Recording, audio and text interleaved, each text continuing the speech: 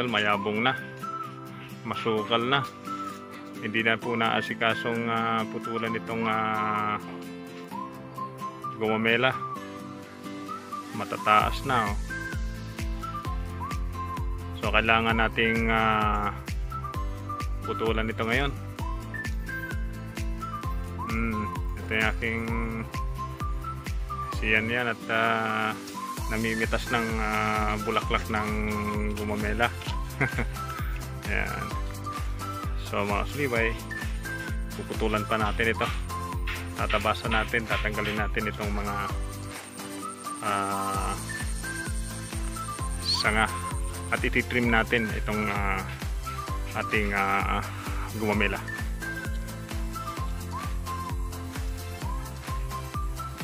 Ayan, medyo mahaba-haba po ito. Isang ating titrim. So sisimulan po natin dito mga kasulibay upang maging gwapo ang ating hardin, ating boundary.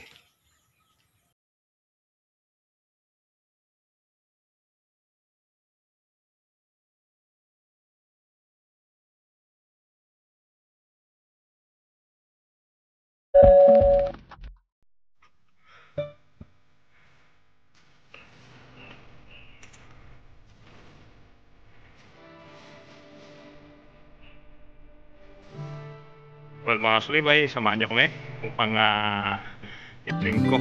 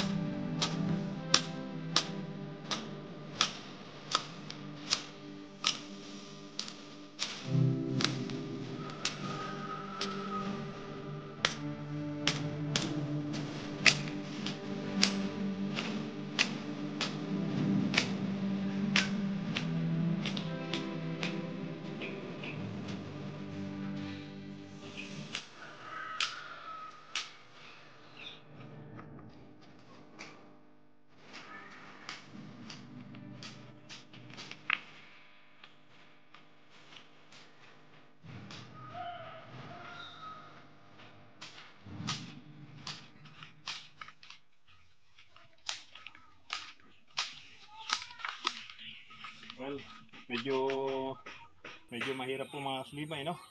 Matitigas na yung mga tangkay. Oh, yung tangkay ng gumamela. Hirap ka putulin itong ating gunting. So tulad niyan, no? Oh, kailangan may puwersa tayo para maputol natin yung sanga nitong gumamela. Matrim natin siya. Ayan. Matagal po kasi ito sulibay na hindi na-trim napabayaan dahil ulan ng ulan.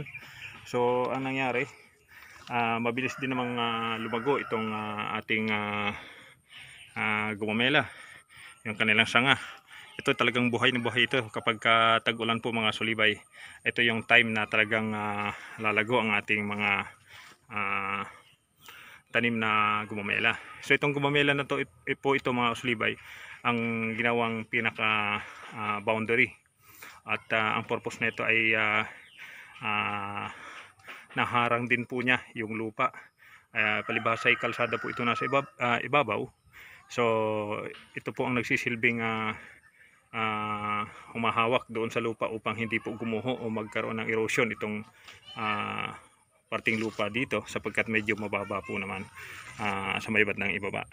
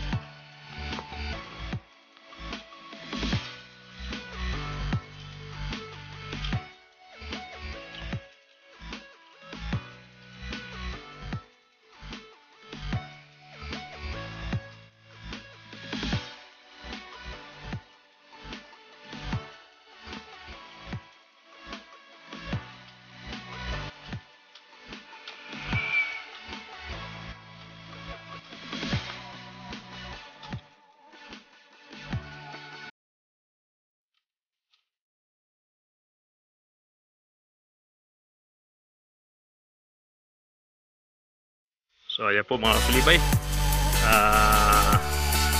tapos na pong i-trim itong bakuran.